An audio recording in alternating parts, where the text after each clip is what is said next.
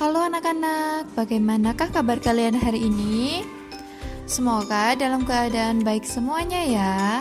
Kali ini Ibu Guru akan memberikan materi tentang proses perkembangbiakan pada tumbuhan. Anak-anak, pernahkah kalian memperhatikan tumbuhan di sekitar kalian? Bagaimanakah tumbuhan tersebut berkembang biak? Nah, untuk itu marilah kita belajar bersama-sama tentang bagaimanakah proses perkembangbiakan pada tumbuhan.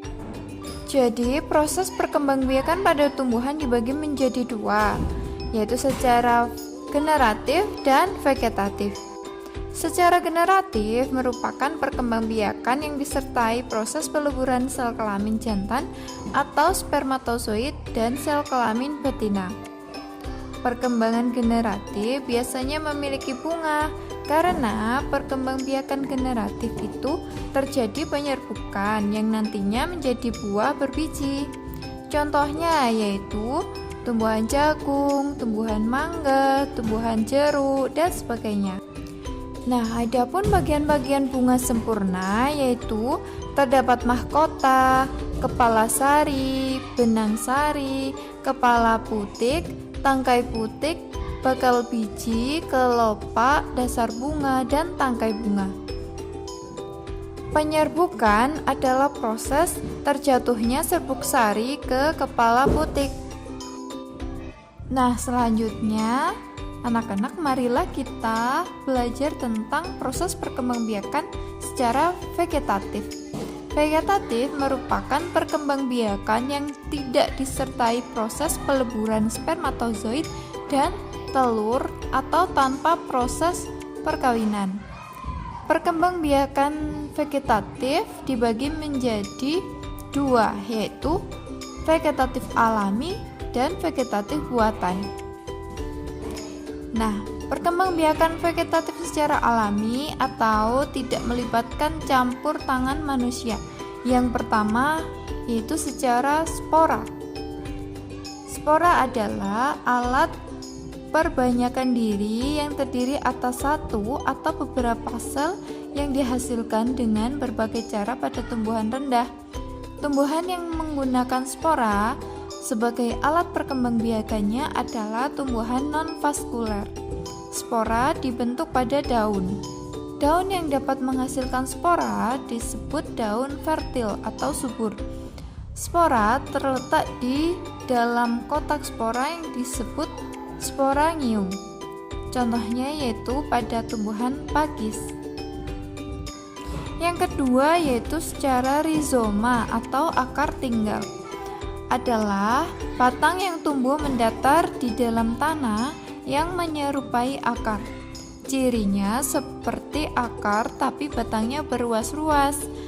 Di setiap akar ada tunasnya. Contohnya pada tanaman jahe, kencur, kunyit, kunci, dan temulawak. Yang ketiga yaitu umbil lapis. Adalah bagian dari pelepah daun yang berfungsi sebagai cadangan makanan dan berbentuk berlapis-lapis. Contohnya yaitu bawang merah dan bawang putih. Yang D yaitu umbi akar. Adalah akar yang berfungsi untuk menyimpan cadangan makanan terutama zat tepung yang contohnya pada wortel.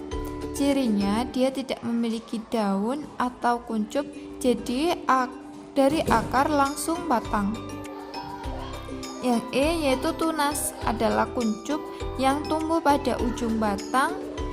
Tumbuhan dikatakan berkembang biak dengan tunas apabila tunas dari tumbuhan induk tumbuh menjadi tumbuhan baru.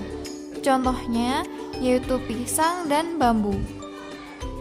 Nah, selanjutnya kita akan belajar tentang perkembangbiakan vegetatif buatan atau perkembangbiakan tanpa proses perkawinan akan tetapi membutuhkan bantuan makhluk lain yaitu manusia. Di antaranya yang pertama yaitu mencangkok. Langkah-langkah mencangkok yang pertama, kita kupas kulit dan kambiumnya, lalu beri tanah yang lembab dengan serabut kelapa atau plastik. Dilubangi kecil-kecil, lalu diikat dan tiap hari disiram. Yang B yaitu setik. Langkah-langkahnya, potong miring batang singkong agar mudah dimasukkan dalam tanah. Tanahnya digemburkan. Yang C yaitu okulasi. Langkah-langkahnya yaitu menyiapkan dua tanaman yang berbeda. Tanaman yang pertama, kupas batangnya, dan tanaman kedua, ambil mata tunasnya. Lalu mata tunasnya ditempelkan pada tanaman satu dan diikat, lalu diikat tali sampai tunas tumbuh. Nah, anak-anak, itu tadi adalah proses perkembangbiakan pada tumbuhan. Semoga bermanfaat ya.